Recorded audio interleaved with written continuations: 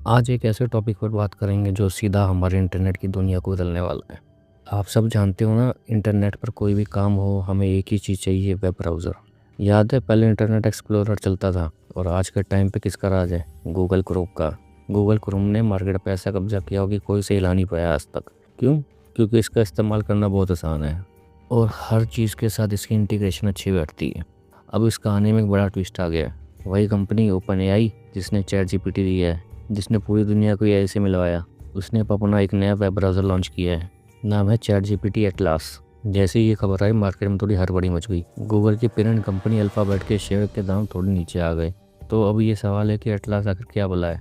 ये क्रोम से कैसे अलग है और क्या ये सच में हमें क्रोम से मुक्ति दिला पाएगा? आइए इसे थोड़ा और डिटेल में बात करते हैं। आखिर ये एटलास है क्या और कैसे काम करता है? चैट जीपीटी एटलास को सिर्फ एक वेब ब्राउज़र मत समझना। इसे मानो कि ये आपको इंटरनेट का पर्सनल असिस्टेंट है। ये बना कैसे? देखो, इसमें एक मज़ेदार बात है। एटलास गूगल के एक पुराने और ओपन सोर्स प्रोजेक्ट क्रोमियम की नींव पे बना हुआ है। इसका मतलब है कि क्रोम वाले सारे बेसिक फीचर इसमें मिलेंगे ही, लेकिन इसमें एआई की पावर एकदम अंदर तक डाल दिया है। ये एआई और ब्राउज़र का एक ऐसा कॉम्बिनेशन जो सीधे सीधे गूगल के वर्चस्व को चुनौती देता है। आपकी पढ़ाई और काम कैसे बदलेगा? सोचो, अब आपको घंटों कोई आर्टिकल पढ़ने की जरूरत नहीं है। तुरंत समरी, आप किसी भी लंबे रिसर्च पेपर या आर्टिकल पर जाओ, साइड में एटलास से पूछो या इसमें मेन बातें क्या है, ये आपको सारांश में तुरंत बता देगा। किसी भी जटिल टॉपिक को समझना हो या दो चीज़ों का कंपेयर करना हो, आपका यही असिस्टेंट पल भर में बता देगा। अब इसमें ऑटोमेटिक काम होने लग गए हैं, जैसे ऑनलाइन कोई फॉर्म भरना या टिकट बुक करनी है, ये एआई खुद ही चीज़ों को भर देगा, जिससे आपका टाइम बचेगा। ये सच में आपका एक पर्सनल इंटरनेट असिस्टेंट बन जाएगा। अब ओपन एआई का मकसद क्या है और उससे गूगल पे क्या असर पड़ेगा, और ओपन एआई ये सब क्यों कर रहा है? देखिए, ओपन एआई सिर्फ चैटबॉट नहीं रहना चाहता। वो चाहता है कि जब भी आप इंटरनेट इस्तेमाल करो,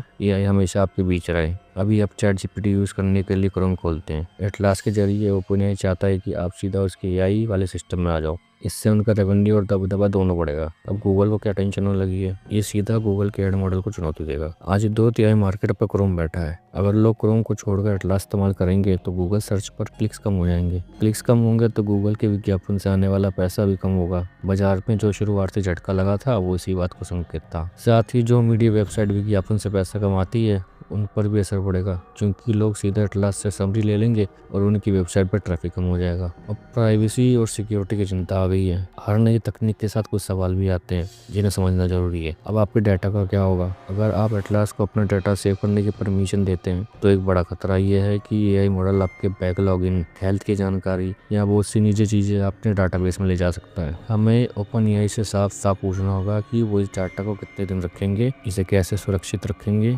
और इसे डिलीट करने का क्या तरीका होगा। अब इसमें नियम और कानून क्या क्या बनेंगे? अगर एटलास मार्केट में तेजी से फैला तो पक्का अमेरिका और यूरोप की सरकार इस पर नियम बनाएंगी। ये इसलिए जरूरी होंगे कि यूजर्स की प्राइवेसी बनी रहे और कोई एक कंपनी पूरे मार्केट पर कब्जा न करे। चैट जीपीटी एटलास सिर्फ एक नया ब्राउजर नहीं है, ये इंटरनेट के भविष्य की लड़ाई है। इसने एआई को सीधा हमारे ब्राउजर एक्सपीरियंस के सेंटर में ला दिया है। अब देखने वाली बात होगी कि हम पुराने भरोसेमंद क्रोम को चुनते हैं अब ये देखने वाली बात होगी कि हम अपने पुराने भरोसेमंद क्रोम को चुनते हैं या एआई की नई शक्ति सेलेस्ट एटलास को। क्या आप अपनी रोजमर्रा की पढ़ाई और काम के लिए नया एआई ब्राउजर इस्तेमाल करेंगे? अपने विचार कमेंट्स में जरूर बताएं। धन्यवाद।